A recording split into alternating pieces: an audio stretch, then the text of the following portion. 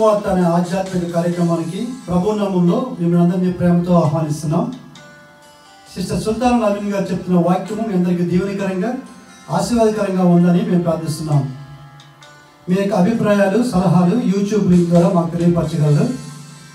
మీలో ఎవరికైనా ప్రార్థన అవసరం ఉన్నట్లయితే స్క్రీన్పై కనిపిస్తున్న మొబైల్ నెంబర్కి మీరు ఫోన్ చేసినట్లయితే మీ కొరకు మేము ప్రార్థన చేస్తాం. ప్రభు మిమ్మల్ని దీవించుగాక.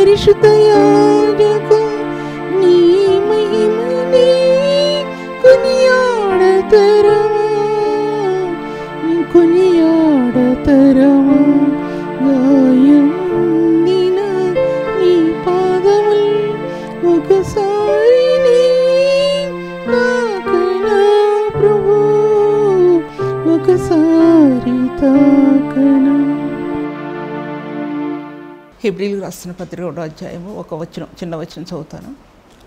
ఆయన దేవుని మహిమ యొక్క తేజస్సు అనే విషయం మీతో మాట్లాడాలని తెలుస్తున్నాను. ఇంతవరకు మాట్లాడిన దగ్గర ఎన్నో మెసేజెస్ కేవలం వెలుగు నుంచి ఎలాగది ఆ సత్యాలు ఎలాగ బయలుదేరబడ్డాయో అవన్నీ కూడా వివరించి చెప్పాను. కానీ ఈ సబ్జెక్ట్ అంతా కూడా పరిశుద్ధాత్మ దేవుని ద్వారా ప్రభువు నాకు అనుగ్రహించిన ఈ సత్యాలు మీ మధ్యలో పెట్టానే కానీ ఎవరిని కూడా ఏ పుస్తకాన్ని కూడా నేను ఫాలో అవ్వలేదు అనే విషయం మీతో మాట్లాడుతుంటున్నా. ఏ పుస్తకాన్ని కూడా ఫాలో అవ్వలేదు. ఒక బైబిల్ ఆధారము అంతర్యంలో పరిశుద్ధాత్మని యొక్క స్పందన నాకు ముఖ్యమైన నిలబడింది. మొట్టమొదటిగా అందులో నా హృదయం యొక్క నిర్మలత్వం ఎప్పటికప్పుడు ప్రభు సన్నిధిలో శుద్ధి చేయబడటానికి క్రీస్తు యేసు యొక్క రక్తం నిలబడి ఉందనే విషయం కూడా నేను అనుక్షణం కూడా గ్రహించుకోగలిగాను. నా శక్తిని బట్టి జరగలేదు కానీ ప్రభు యొక్క శక్తిని బట్టి జరిగింది. ఎంతోమందికి అర్థం కావటం లేదు నిజమే, కానీ అర్థం చేసుకున్న వాళ్ళు ధన్యులు అనే విషయం కూడా మీ మధ్యలో మాట్లాడుతుంటున్నా. ఆయన మహిమ యొక్క తేజస్సు అనేది ఎన్నో విషయాల్లో మాట్లాడాను. ఎన్నో సత్యాలు ఎన్నో రకాలుగా అవి మీ మధ్యలో పెట్టాను నేను. అవన్నీ కూడా ఇప్పుడు కొత్తగా నేను పెట్టగలిగేది ఏంటంటే చెప్పేది దేవుని యొక్క మహిమ యొక్క స్వరూపంలో దాచపడి ఉన్నటువంటి క్రీస్తు యేసు యొక్క ఆ శిలువ యొక్క స్వరూపాన్ని మీ మధ్యలో పెట్టాలని ఆశపడుతుంటున్నాను. దేవుని యొక్క మహిమ యొక్క స్వరూపంలో దాచిపెట్టబడిన క్రీస్తు యొక్క శిలువ యొక్క స్వరూపం అనేది నిర్గమకాండంలో కూడా ఆ మహిమా స్వరూపిలో క్రీస్తు యొక్క శిలువ మార్గాన్ని వెతికాడు మోషే లాంటి భక్తుడు అనే విషయం అది కూడా చాలాసార్లు చెప్పాను మీకు. నేను మహిమ యొక్క స్వరూపం ధర్మశాస్త్రంలో ప్రకాశించిన మహిమ యొక్క స్వరూపంలో క్రీస్తు యేసు యొక్క శిలువ యొక్క స్వరూపాన్ని మోషే వెతికినప్పుడు బండ సందులో దాచబడిన క్రీస్తుని తనకు కనుగొన్నప్పుడు 33 అధ్యాయాలను 34 అధ్యాయాలను మొదటి భాగంలోనే ఆయన యొక్క గుణగణాలని ప్రభు వెల్లడిపరిచినప్పుడు అందులో ఆ గుణగణాల మధ్య తన అంతరాత్మ, తన హృదయం, తన యొక్క అంతర్స్థాయి బాహ్యస్థాయి సాగిలపడినట్లు మనం చూడగలం. అది దానివల్ల ఆయన ఎన్నో ఉన్నతమైన స్థానాల్లో మోషే నిలబడినట్లుగా చూడగలం. నేటి సంఘానికి ఇచ్చిన దర్శనం కూడా అటువంటిదే. సాగిలపడే అనుభవం, క్రీస్తు యొక్క బలియాగం ఎదుట సాగిలపడిన అనుభవం, క్రీస్తు మహిమ ఎదుట సాగిలపడే అనుభవంలోనికి నడిపిస్తుంది. క్రీస్తు యేసు యొక్క బలియాగం ఎదుట సాగిలపడిన అనుభవం మహిమ యొక్క స్వరూపంలో ఆ మహిమా ప్రత్యక్షతల్ని ఆత్మ అందుకుంటుందనే విషయాన్ని కూడా నేను మీతో మాట్లాడుతుంటున్నాను. దేవుని వాక్య వివాహాల్లో చూసినట్లయితే కనుక దేవుని మహిమ యొక్క స్వరూపం అనే విషయాన్ని నేను మీతో మాట్లాడుతుంటున్నాను. వెలుగు తెరల మధ్యలో భూమి మీదకి వెలుగు తెరవబడినప్పుడు వెలుగు వచ్చినప్పుడు ఎన్నో తెరల మధ్య వెలుగు భూమి మీదకి దిగి వచ్చిందని నేను మీతో మాట్లాడాను. మీరు ఎలా చెప్పగలరు అంటే ఆ వెలుగు ప్రభు సింహాసనం నుండి వచ్చిందనే విషయం కూడా రిఫరెన్స్ కూడా మీతో మాట్లాడాను. తర్వాత యాకోబు రాసిన పత్రికలో కూడా రిఫరెన్స్ కూడా అది కూడా మీతో మాట్లాడాను. రిఫరెన్స్ లేకుండా ఏ ఒక వాక్య భాగాన్ని కూడా మీ మధ్యలో నేను పంచుకోలేదు. రిఫరెన్స్ కనుక లేకపోతే నా చెప్పే వాక్యానికి అది వెయిట్ ఉండదనే విషయం కూడా నాకు బాగా తెలుసు. ఎందుకంటే దేవుని యొక్క మహిమ యొక్క స్వరూపం అనేది అందులో క్రీస్తు యేసు యొక్క స్వరూపాన్ని ఎలా దాచిపెట్టాడు దేవుడు అంటే కొరింథీ రాసిన పత్రికలు రాయబడి ఉంది. ఎక్కడ మరి నాకు రిఫరెన్స్ ఒకసారి చెప్పాను కానీ ఇప్పుడు నేను చూడాల. అది జగదుత్పత్తికి ముందుగానే దేవుడు తన మహిమ నిమిత్తం దాన్ని నియమించను అని రాయబడింది. జగదుత్పత్తికి ముందుగానే ప్రపంచం యొక్క ఇది ఈ యొక్క వరల్డ్ అది ఫామ్ అవ్వక మునిపే ఆయన యొక్క నిర్ణయం అనేది అక్కడ ఆయన తెలియపరిచాడు అనమాట. జగదుత్పత్తికి ముందుగానే అన్న విషయం అనమాట. సృష్టికి పూర్వమే అనమాట అన్న విషయం. సృష్టికి పూర్వమే ఆయన వెలుగు కాక పలికినప్పుడే అనమాట అర్థం. వాక్య భాగాల్లో ఒక వెలుగు అనే మాటలోనే ఒక పుస్తక రూపంగా తయారు చేయబడింది. వెలుగు కలుగును గాక అనే యొక్క వాక్య విభాగం ఒక పుస్తక రూపంగా తయారు చేయబడింది. కానీ అది ఎప్పుడు ప్రింట్ అవుతుందో నాకు మాత్రం తెలియదు. దేవుడు ఆ సమయంలో నేను దాన్ని పూర్తి చేయాలి. ఈ వాక్య భాగాల్లో చూసినట్లయితే కనుక ఆయన మహిమా స్వరూపం అనే విషయంలో హెబ్రీ రాసిన పత్రిక అపోస్తలుడైన పౌలు దేవుని యొక్క మహిమా స్వరూపాన్ని గురించి బహు తేటగా రాశాడు. ఆయన 2 కొరింథీ రాసిన పత్రిక 4వ అధ్యాయంలో ఆయన తేటగా రాశాడు. ఆయన ఆ విషయాలు కూడా ఎన్నోసార్లు చెప్పాను. కానీ ఎన్నిసార్లు చెప్పినా ఒక విషయం నేను మాట్లాడానంటే అది కొత్త విషయంలోకి రావాలి. పాత విషయం చెప్పిన విషయం చెప్పడం కాదు. ఒక కొత్త మెసేజ్ వచ్చిందంటే దాంట్లో పాత విషయాల్లో కొంచెం ముందుకు వచ్చినా దానిలో ఒక నూతనమైన మార్గం దాంట్లో తెరవబట్టడం నేను గమనించుకున్నాను. అంతేగాని రిపీట్ చేయడం అనేది కాదు విషయం. అది కూడా జ్ఞాపకం చేసుకోవాలి. ఈ రిఫరెన్స్ ఈ వాక్య భాగాల్లో ఒక హెబ్రీ రాసిన పత్రికల్లోనూ కొరింథీ రాసిన 2 పత్రికలు తప్ప మరెక్కడ కూడా ఆయన మహిమ స్వరూపం అనేది ఎక్కడ కూడా బైబిల్ గ్రంథంలో రాయబడి ఉండలేదు. ఒకవేళ రాయబడి ఉందేమో మరి నేను సరిగ్గా చదవలేదేమో అని నాకు తెలియదు. నాకు ఎక్కువగా కనిపించింది హెబ్రీ రాసిన పత్రిక 2 కొరింథీ రాసిన పత్రిక అనే విషయం. తర్వాత 2 కొరింథీ రాసిన పత్రికలో 3వ అధ్యాయంలో కూడా 3వ ఆఖరి భాగంలో కూడా రాస్తాడు ఆయన. అది మహిమ నుండి అధిక మహిమలోనికి అని. వెలుగు క్రీస్తు యేసు యొక్క వెలుగు మనల్ని మహిమ నుండి అధిక మహిమలోనికి తీసుకువెళ్ళింది అని అర్థం. ఎందుకంటే అది పునరుత్థానం యొక్క మహిమ అనేది, క్రీస్తు యొక్క రక్తం అనేది సెంటర్ పాయింట్లో ఉంది. సెంటర్ పాయింట్ అంటే ఒక వ్యక్తి యొక్క విశ్వాస జీవితానికి సెంటర్ పాయింట్ ఉంది, దీంట్లో ఒక సంఘానికి సెంటర్ పాయింట్ ఉంది. అలాగే క్రీస్తు యేసు యొక్క మహిమా స్వరూపంలో సెంటర్ పాయింట్ అనేది దాచిపెట్టబడి ఉంది. ఈ మహిమా స్వరూపం అనేది అనేక తెరల మధ్య కట్టబడింది. ఆ తెరల మధ్య ఒక భాగం అంటే తెర వీడబడింది, తెర ఓపెన్ చేయబడింది. దేవుని సింహాసనం నుండి తెర ఓపెన్ చేయబడింది. దేవుని సింహాసనం నుంచి భూలోకమునికి ఎన్ని తెరలో అది కూడా నేను కౌంట్ చేసి చెప్పడానికి సాధ్యపరచబడదు. అటువంటి తెరల మధ్య వెలుగు బయటికి తీసుకురాబడినప్పుడు ఆ వెలుగు యొక్క కణాల్లో ఎన్నో మార్గాలు, అందులో ఎంతో నమూనా, అది ఎక్కడిది అనేది ఒక పరిశుద్ధునికి మాత్రమే తెలుసు. దేవుని సన్నిధిలో జీవించిన వ్యక్తికి తెలుసు. పునరుత్థానం యొక్క బలంతో బలపరచబడిన వ్యక్తి పునరుత్థానం యొక్క మహిమతో తాకబడతాడు. పునరుత్థానం యొక్క మహిమతో తాకబడిన వ్యక్తి పునరుత్థానం యొక్క జ్ఞానంతో తాకబడతారు. తాకబడటం అంటే ఆత్మకి అది నిలబడుతుంది. తాకబడటం అంటే ఆ పరిశుద్ధ రక్తాన్ని తాకిన వ్యక్తి ఎలా పాప విమోచన కలుగుతుందో, అలాగే ఆ పాప విమోచనలో పరిశుద్ధ రక్తం ద్వారా పునరుత్థానం యొక్క మహిమ ఆత్మకి ఆపాదింప చేయబడుతుంది. ఇలా ఆపాదింపజేయబడినప్పుడు అది ఎక్కడ రాయబడి ఉందంటే రోమీయుల రాసిన పత్రిక 6వ అధ్యాయంలో రాయబడి ఉంది. బాగా చదవండి, దాంట్లో ఏం రాయబడి ఉందో. రక్షణ కాంతి ప్రకాశించిన హృదయంలో అది అంతటితో ఉండి చనిపోలేదు, అది అంతటితో మాయమవలేదు. రక్షణ అనేది ఎన్నో విలువలను తీసుకొచ్చింది, ఎన్నో ఉన్నతమైన స్థానాలను తీసుకొచ్చింది. రక్షణ కాంతి ఉన్నతమైన శక్తి చేత నింపింది, దేవుని యొక్క మహిమ యొక్క ప్రభావాలు వివరించింది, దేవునికి జ్ఞానంలోనికి ప్రవేశించింది, ధననిధుల్లోనికి ప్రవేశించే రక్షణ కాంతి. ఆ మార్గాలు, అంత ఉన్నతమైన మార్గాల్లో ప్రభు ఎలా వచ్చాడు, దిగి వచ్చాడు భూమి మీదికి, అలాగే ఈ రక్షణ కాంతి ఆ ఉన్నతమైన మార్గాల్లో నిలబడి ఎన్నో సత్యాలని ఆత్మకి వివరించింది. మన కోసం, పాపక్షమాపణ కోసం చిందించబడిన నిబంధన రక్తం అది. ఆ నిబంధన రక్తంలో ఒక వ్యక్తి వెళ్ళకపోతే బైబిల్ గ్రంథాన్ని అక్షరానుసారంగా మాత్రమే కానీ ఆత్మానుసారంగా వివరించలేరు. అక్షరానుసారంగా ప్రారంభించిన వ్యక్తి అవి ఆత్మానుసారంగా జీవించే వ్యక్తిలో ఇవి ఇమ్మడో సరికదా, అట్టి వారిని దగ్గరికి రానివారు, తులసివేసేస్తారు. అటువంటి బోధనలు వారితో మాత్రం అంగీకరించరు.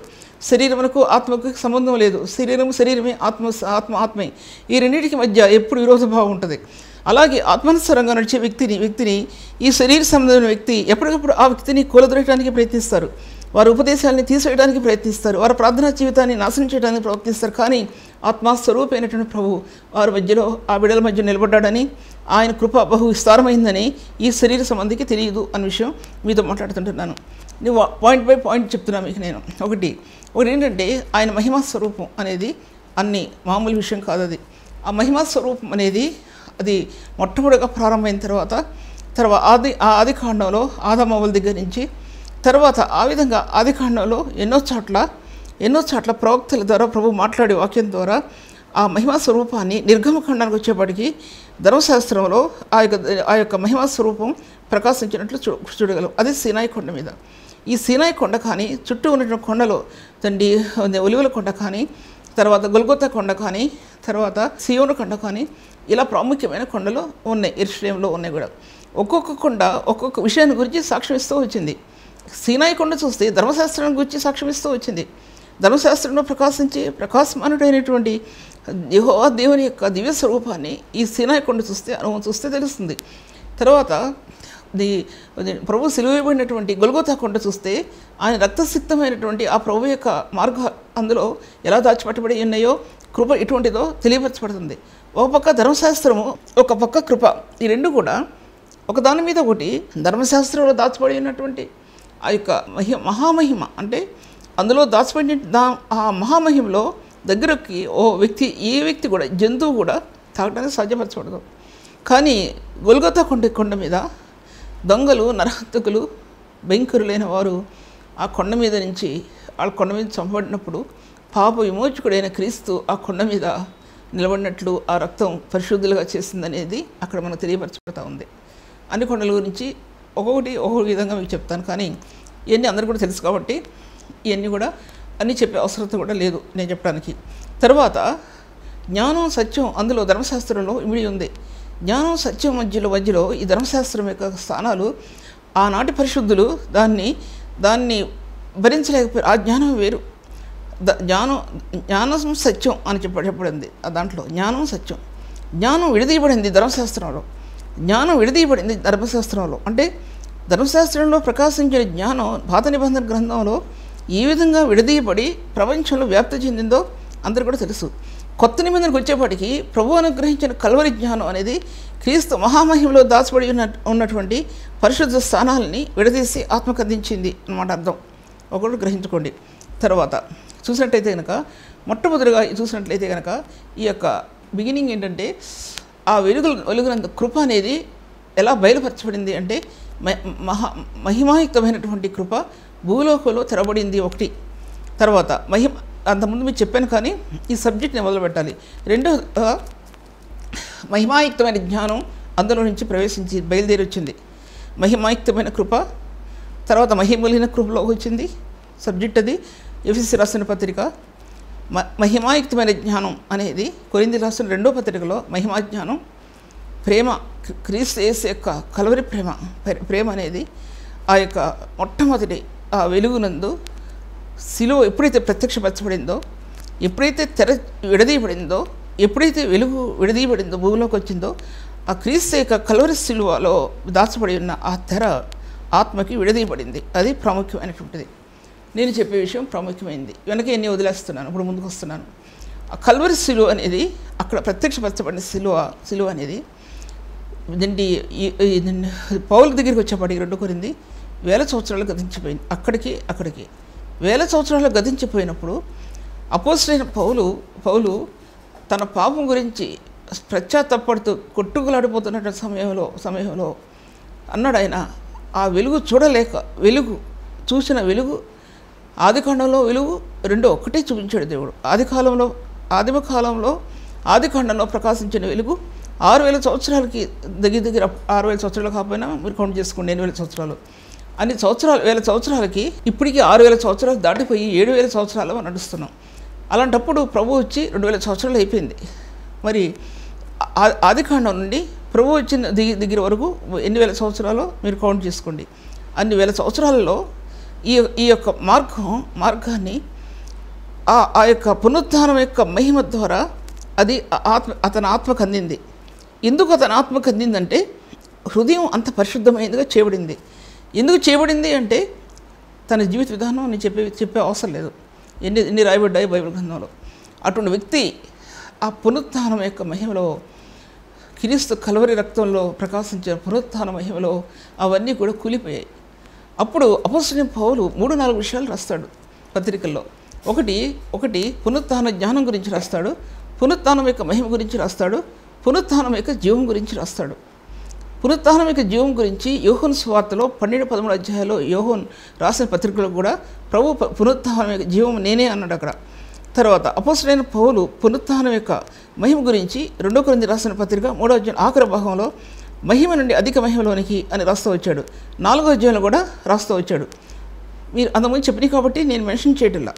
తర్వాత పునరుత్థాన జ్ఞానం అనేది 2 కొరింథీ రాసిన పత్రిక 2వ అధ్యాయంలో ఆ యొక్క జీవం అన్నాడండి.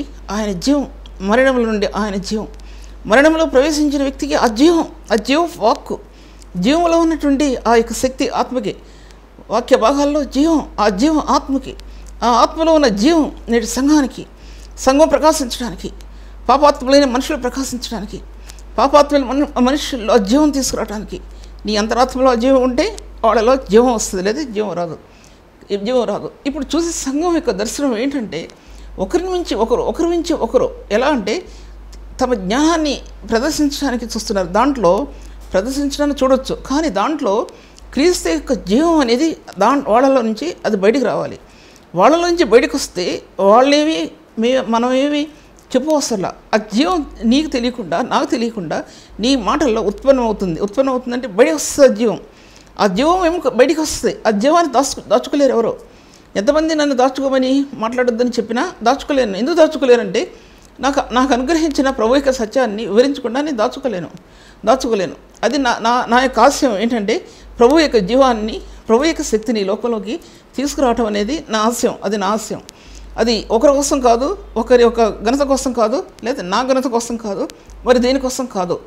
అటువంటివి ఎన్నో వాటిల్లో నుంచి నా హృదయాన్ని ఎత్తి, నాకున్న చుట్టూ ఉన్న పరిస్థితుల్లో నుంచి నా హృదయం పైకి లేవనెత్తబడి, నాకున్న ఇరుకుల్లో నుంచి నా హృదయం పైకి లేవనెత్తబడి, నాకున్న వ్యతిరేకమైన మాటల నుంచి నా హృదయం పైకి లేవనెత్తబడి, ప్రభు యొక్క దివ్యమైన స్వరూపంలో, ప్రభు యొక్క దివ్యమైన మహిమలో ఆత్మ ప్రకాశించడం అనేది నేను నా అంతరాత్మ కనుగొంది కాబట్టి ప్రకాశించిన ఈ సత్యాలని మీ మధ్యలో చెప్పడానికి మీ మధ్యలో నేను నిలబడి ఉంటున్నాను అనే విషయం మీతో నేను మాట్లాడుతుంటున్నాను.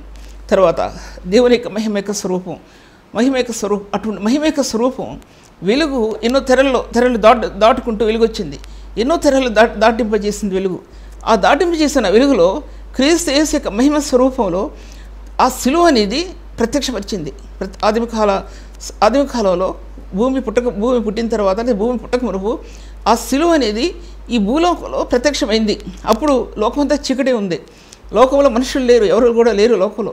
అటువంటి దాంట్లో ఆ సిలువ యొక్క ప్రత్యక్షతలో ఎన్నో మార్గాలు తెరవబడ్డాయి. భూలోకంలోకి కృప తెరవబడింది, జ్ఞానం తెరవబడింది, తర్వాత కనికిరము, దయ ఇవన్నీ తెరవబడ్డాయి. ఏ గుణగణాలు అయితే దేవుడు వివరించి చెప్పాడో ఆ గుణగణాలన్నీ ఆ సిలువ యొక్క మార్గంలో భూలోకంలో తెరవబడ్డాయి. అది ప్రప్రదమైన కార్యం మొదటి దశ. అది ఆ మొదటి దశ దేవుడు తన కుమారుడిని క్రీస్తు యేసు యొక్క సిలువ అనుభవాన్ని అందులో దాచిపెట్టాడు అనే సత్యాన్ని మీ మధ్యలో ప్రకటిస్తూ ఉంటున్నాను. బైబిల్ గ్రంథంలో క్రీస్తు యొక్క సిలువ అనేది అంత ప్రాముఖ్యమైంది. ప్రపంచంలో యుగాల్లో సిలువ అనేది అంత ప్రాముఖ్యమైంది. అది ఎంత ప్రాముఖ్యమైందో కొలస్సీ రాసిన పత్రికలో రాయబడి ఉంది. ఆయన ఆదికాల సంభవుడు, ఆయనే మొట్టమొదటి వాడు, తర్వాత ఆయన రక్తంలో సర్వసంపూర్ణత అనే సత్యాలు కొలస్సీ రాసిన పత్రిక 1వ అధ్యాయంలో రాసిపెట్టబడింది. ఆ వాక్యాన్ని ఆధారం చేసుకుని మీతో మాట్లాడుతుంటున్నాను. కొలస్సీ పత్రిక 1వ అధ్యాయంలో 24-25 వచనంలో కూడా యుగ యుగాల్లో దాచిపెట్టబడింది వాక్యం. అది మర్మం. యుగాల్లో దాచిపెట్టిన మర్మం ఏంటంటే ఆదిమ కాలంలో ఆయన నోటి నుండి వచ్చిన వాక్కు అది యుగంలో దాచిపెట్టబడి ఉంది. మొట్టమొదటి యుగంలో దాచిపెట్టబడి ఉంది. సృష్టి పూర్వంలో, సృష్టి ఆరంభంలో ఆ యొక్క వాక్యం యుగాల్లో దాచిపెట్టబడి ఉంది. యుగాల్లో ప్రకటించబడింది. ఆయన వెలుగై ఉన్నాడనే సత్యం యుగాల్లో దాచిపెట్టబడింది. ఆయన వెలుగై ఉన్నాడనే సత్యం ప్రవక్తల ద్వారా ఎన్నో చోట్ల వ్రాయబడింది. యాకోబు తన కుమారులను దీవించినప్పుడు జెబూలూను నఫ్తాలి గోత్రాలకి ఆ వెలుగు గురించి ప్రత్యక్షపరిచాడు అక్కడ. అలాగా ఒక్కొక్క చోట ఒక్కొక్క సత్యం వెలుగు చూపించబడింది. నూతన నిబంధనకు వచ్చేవాడికి యోహాను సువార్తలో చూపించబడింది, తర్వాత పత్రికలో చూపించబడింది, యోహాను పత్రికలో చూపించబడింది వెలుగు అనేది. ఆ యొక్క వెలుగు, జీవ వెలుగు అనేది పేతురు పత్రిక 1వ పేతురు పత్రిక 2-3 అధ్యాయాలు అక్కడ ఆ జీవ వెలుగు అనేది చూపించబడింది. దాంట్లో ఆ వెలుగు చేత మీరు ఎలా పిలవడ్డారో అని చెప్పబడింది. అలాగా ఈ యొక్క మార్గాలన్నీ కూడా బైబిల్ గ్రంథంలో అనేక స్థలాల్లో ఒక్కొక్క సత్యం అనేక విధాలుగా చూపించబడుతూ వచ్చింది అన్నమాట అర్థం.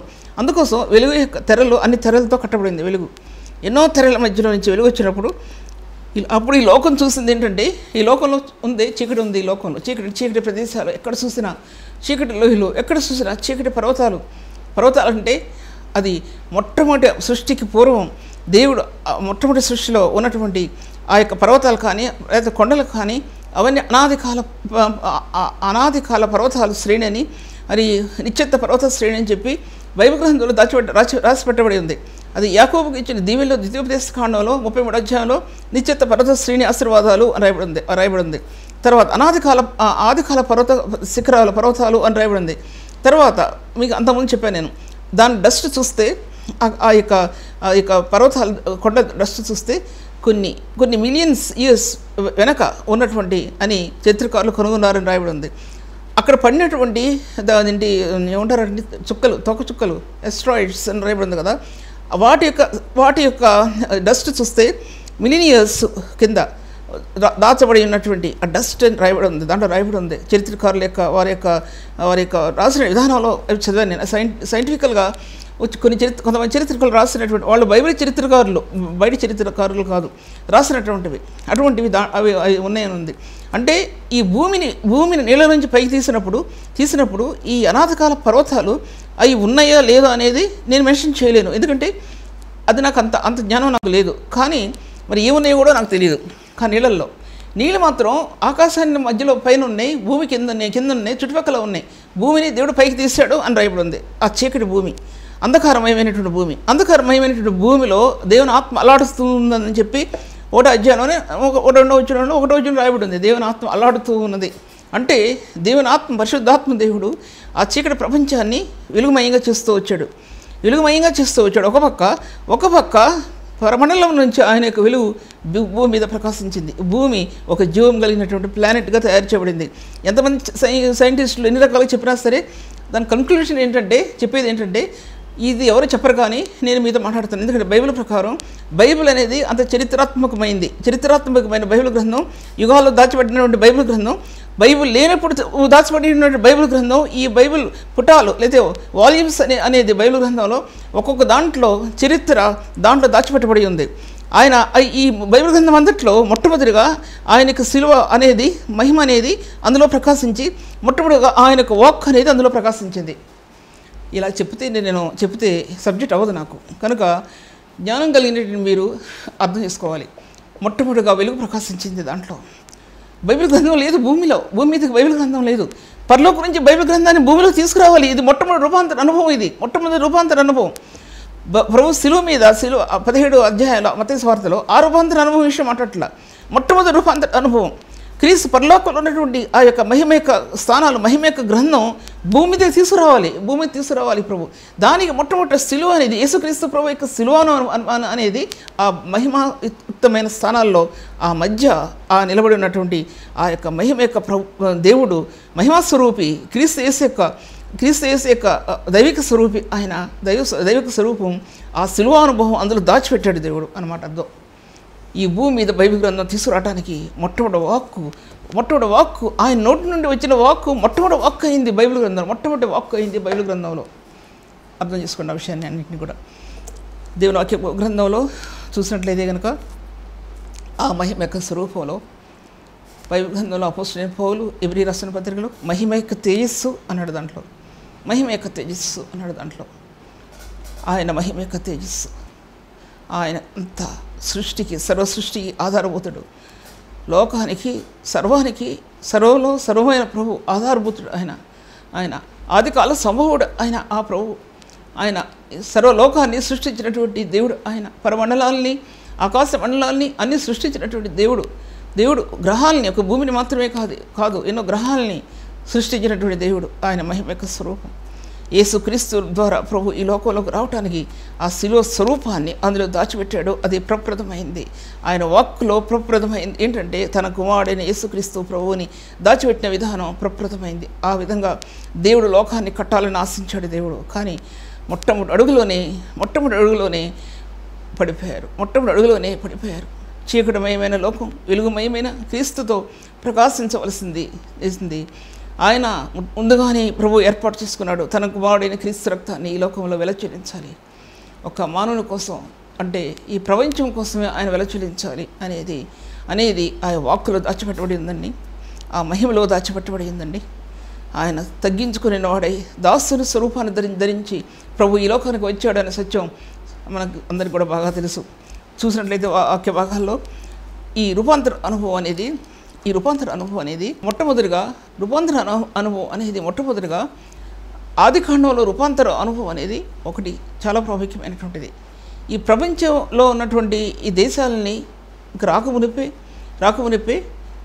మొట్టమొదటిగా నేను చెప్పిన విధానంలో ఆయన యొక్క సిలువ యొక్క గుణగణాలతో, ఆయన యొక్క దైవికమైన గుణగణాలతో, ఆ దేవుని యొక్క మహిమాస్వరూపమైన గుణగణాలతో ఆయన తన వాక్కులో ఆ వాక్కు నుంచి ఆ వెలుగును తీసుకొచ్చి లోకంలోకి ఆ ఒక ధ్వజస్తంభాన్ని ప్రపంచంలో కట్టాడండి. ఆయన ప్రపంచంలో కట్టాడు. అది సిలువ యొక్క ధ్వజస్తంభం. నీ కడ్డికి నా కడ్డికి కనబడలేదు, కానీ భూమి ఆ ధ్వజస్తంభం మీద భూమి నిర్మితమైంది. ఆయన యొక్క మహా తేజస్సు మీద, ఆయన యొక్క కనికర స్వరూపం మీద, ఆయన యొక్క బలాశయం చేత, ఆయన ప్రేమని ధ్వజస్తంభం చేత ఈ భూలోకం అంతా కూడా నిర్మించబడిందండి. దాని మీద భూమి తిరగడం ప్రారంభించింది అన్నమాట అర్థం. దాని మీద భూమి తిరగడం ప్రారంభించింది. ఓ విధంగా చెప్పాలంటే క్రీస్తు యేసు యొక్క మహిమా దర్శనం, మహిమా ప్రభావం ఈ భూమి మీద ఫోకస్ చేయబడిందండి. చీకటి లోకం మీద అంధకారమైనటువంటి ఈ లోకం మీద ఆ యొక్క మహిమ యొక్క ప్రభావం భూమి మీదకి తీసుకురాబడిందనే విషయాన్ని కూడా నేను మీ మధ్యలో మాట్లాడుతుంటున్నాను. తర్వాత ఒక సూర్యుడు ప్రకాశిస్తే దాంట్లో ఎన్ని కాంతి కిరణాలు భూమి మీద ప్రకాశిస్తాయి, గ్రహాల్లోకి ప్రకాశిస్తాయి. ఎన్ని కాంతి కిరణాలు భూమి మీదకి ప్రకాశిస్తాయి, గ్రహాల్లోకి ప్రకాశిస్తాయి. సూర్యుడు ప్రకాశించినప్పుడు దానికి ఉదయం అస్తమయం ఏమీ లేదు కదా, నిశ్చలంగా ప్రకాశిస్తూనే ఉంటాడు. భూమి తిరుగుతూనే ఉంటుంది, నిశ్చలంగా ప్రకాశిస్తూనే ఉంటాడు. దానిలో ఉన్నవి ఈ ప్రపంచానికి దేనికి చూసినా ఉపయోగకరమైనటువంటివి అసలు ఎన్ని దేవుడు దాంట్లో దాచిపెట్టాడండి. అలాంటప్పుడు క్రీస్తు యేసు యొక్క మహిమ స్వరూపంలో దాచబడి ఉన్నటువంటి ఈ సర్వలోకంలో కూడా ఈ యొక్క సంఘం అనే వ్యవస్థ మీద తన కుమారుడిని క్రీస్తు యేసు యొక్క రక్తం అందులో ఎలా దాచిపెట్టి ప్రభు దేవుడు ఈ సత్యానందాన్ని గ్రహించడానికి వారిని ఎంత యోగ్యులుగా చేశాడండి. దేవుడు ఎంత యోగ్యులుగా చేశాడు. తర్వాత మూడవదిగా రక్షణ కార్యం అనేది, ఈ రక్షణ కార్యం ఆత్మలో ఒక శిలువ యొక్క రక్తంలో ప్రోక్షించబడిన రక్తం యొక్క విలువ అంతరాత్మని ఎలా తెరుచుకుంటూ వచ్చిందండి. అంతరాత్మని ఎక్కడ చూసినా పాపమే, అడుగు వేస్తే పాపమే, తలంపులో పాపంతో నింపబడిన తలంపులు, మనిషి జీవిత విధానంలోని అపవిత్రత. ఒక క్షణం ఒక మనిషి తప్పిపోయాడంటే తన అత్యున్నతమైన స్థాయిలో నుంచి వెనకబడిపోయే అవకాశం ఉంది. తన అత్యున్నతమైన పరిశుద్ధ సన్నిధిలో నుంచి ఒక చిన్న తలంపులో ఆ వ్యక్తి పడిపోయే అవకాశం ఉంది. అటువంటి మానవ జీవితంలో ప్రభు ఆయన చోటు చేసుకుని ఈ యొక్క క్రీస్తు యేసు యొక్క రక్షణ యొక్క కాంతి అంటే పునరుత్థానం యొక్క మహిమ, పునరుత్థానం యొక్క కాంతి. ఈ రక్షణ కాంతి అంతరాత్మలో ఈ రక్షణ కాంతి ఎప్పుడు ప్రకాశించిందంటే క్రీస్తు రక్తం నీ హృదయంలో దున్నుమడినప్పుడు, నీ హృదయాన్ని పరిచినప్పుడు ఈ రక్షణ కాంతి నీ హృదయంలో అత్యున్నతమైన స్థాయిలో నిలబడి దేవుని యొక్క గ్రంథాన్ని గ్రహించగలిగే సామర్థ్యవంతులుగా చేసిందండి. దేవుని గ్రంథంలో సృష్టికి పూర్వం, సృష్టి తర్వాత దేవుడు ఏది నిర్మించాడో భూత భవిష్యత్ వర్తమాన కాలాల్లో ఉన్నటువంటి ప్రభు ఆ సత్యం బైబిల్ గ్రంథంలో ఎలా రాయబడిందో, ఓమ్ని సెయింట్ అని, ఓమ్ని పొటెంట్ అని బైబిల్ గ్రంథంలో రాయబడింది కదా. ఆయన యొక్క 3 విధాలైన క్యారెక్టర్స్ ఏ విధంగా బైబిల్ గ్రంథంలో దాచిపెట్టబడి ఉన్నాయో అవి నెక్స్ట్ క్లాస్లో మీకు ఒకటి వివరించి చెప్తాను నేను. ఎందుకంటే 3 విధాలైన ప్రభు యొక్క స్థానాలు బైబిల్ గ్రంథంలో అన్ని విధాలుగా దాచిపెట్టబడి ఉంది. అది ఆయన యొక్క క్యారెక్టర్ ఎటువంటిదో అనే సత్యం, ఈ సర్వసృష్టి ఏ విధంగా నిర్మితమైందో అనే విషయం, ఈ యొక్క ఆయన యొక్క 3 సత్యాల్లో ఇవన్నీ కూడా దాచిపెట్టబడి ఉన్నాయని మీ మధ్యలో నేను మాట్లాడుతుంటున్నాను. దీని వాక్య భాగంలో చూసినట్లయితే కనుక ఇంకా ఆ యొక్క శిలువ స్వరూపం అనేది జగత్తుకు పునాది వేయబడక మునిపే అది నిర్మితమైంది. భూమి పుట్టక మునిపే, జగత్తుకు పునాది వేయబడక మునిపే అనాది కాల సంకల్పంలో, ఎపిసి రాసిన పత్రికలో అనాది కాల సంకల్పంలో ఆ కృప భూమి మీదకి దిగొచ్చింది. అది ఆ కృప మామూలు కృప కాదండి. ఆ కృప ప్రకాశించింది, పాపలోకంలో ప్రకాశించింది, మహిమగా ప్రకాశించింది, దివ్యమైన మహిమగా ప్రకాశించింది. ఆ కృప మానవ జీవితంలో ప్రకాశించిందండి. ఎంతోమందిని చూశాను నేను, ఎంతోమంది ఏమీ లేని వాళ్ళని, పేదరికంలో ఉన్న వాళ్ళని చూశానండి. ఆ కృపను కనుగొని వారి జీవితాలు సంతోషమయమైపోయాయండి. వారి జీవితాలు ఆ కృపకి ఆధారమైపోయాయండి. ఎంతోమంది కుటుంబాలు చూశానండి, త్రోసిబడిన కుటుంబాలు, భర్త చేతలో భార్య చేతలో త్రోసిబడిన కుటుంబాలు, పిల్లలు. అటువంటి పిల్లల్ని దేవుడు ఆ కుటుంబాలని వర్ధిల్లి చేయడం చూడగలిగానండి నేను. ఆ కృపను కనుగొన్నారు వాళ్ళు.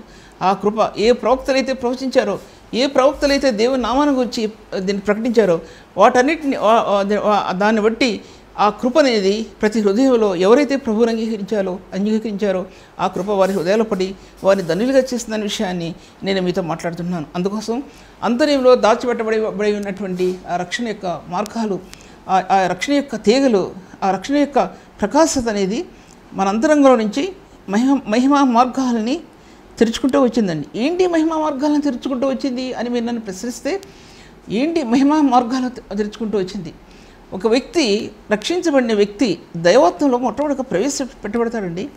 దైవత్వం యొక్క స్థానం ఆత్మకి ఇవ్వబడుతుంది. ఈ పాపం నుంచి దైవత్వం యొక్క స్థానంలోనికి వెళ్ళిన వ్యక్తి, దైవత్వం అంటే ఇంకా దాన్ని వివరించడం నాకు సాధ్యపరచబడదు. దైవత్వం అంటే దైవికమైన స్థానాలు, పరిశుద్ధాత్మ దేవుని యందు దైవికమైన స్థానాలు ఆత్మకి విడదీయబడతాయి ఈ యొక్క రక్షణ మార్గంలో. అప్పటి వరకు దేవుడు దైవిక స్వరూపాన్ని గుర్తించుకోలేరు. ఆ యొక్క జ్ఞానం ఆత్మకు అందించబడటం మనం గమనిస్తాం. ఆయన దైవాత్మ పూర్ణుడు అని సత్యం గ్రహించబడతాం. దైవ జ్ఞానం అనేది ఆత్మకి అప్పుడు మనకు అందించబడుతుంది. అలాగా ఈ దైవత్వం అని దైవత్వం యొక్క మహిమలోకి బైబిల్ గ్రంథం రాయబడింది. దైవత్వం యొక్క మహిమను అని రాయబడింది. అంటే ఆ యొక్క దైవత్వం యొక్క మహిమ, ఈ దైవిక రూపం ఆ మహిమను ఆత్మకి ప్రత్యక్షపరుస్తుంది. అంటే ఆత్మకి తెలియపరుస్తుంది. నేను చెప్పేవన్నీ మీకు మూలాలు చెప్తున్నాను. నీకు మూలాలు చెప్తున్నా. ఈ ఆత్మ యొక్క సత్యాలు మీరు అనేక చోట్ల వినలేరు. ఎందుకు వినలేరంటే, నేను ఎందుకు చెప్తున్నాను ఈ సత్యం అనేది ఏంటంటే, ఒక సంఘం కానీ, ఒక సేవకుడు కానీ, ఒక సేవకురాలు కానీ, దేవుని వాక్యం బోధించేవారు కానీ ఈ ఆత్మలో గట్టి పునాదుల్లో వేయబడే సత్యాలు ఇవి. క్రీస్తు రక్తం ఎంత పునాదిగా వేయబడుతుందో ఆత్మకి, దానిలో దాచబడి ఉన్నటువంటి ఇన్ని ప్రధానమైన సత్యాలు ఇవన్నీ కూడా. కనుక ఈ సత్యాలన్నీ కూడా నేను ముందు చెప్తాను నేను. కనుక ఈ యొక్క ఆయన దైవిక స్వరూపి అనే విషయం గురించి మళ్ళీ మీతో మాట్లాడతాను. ప్రభు ఈ వాక్యాన్ని దీవించును గాక.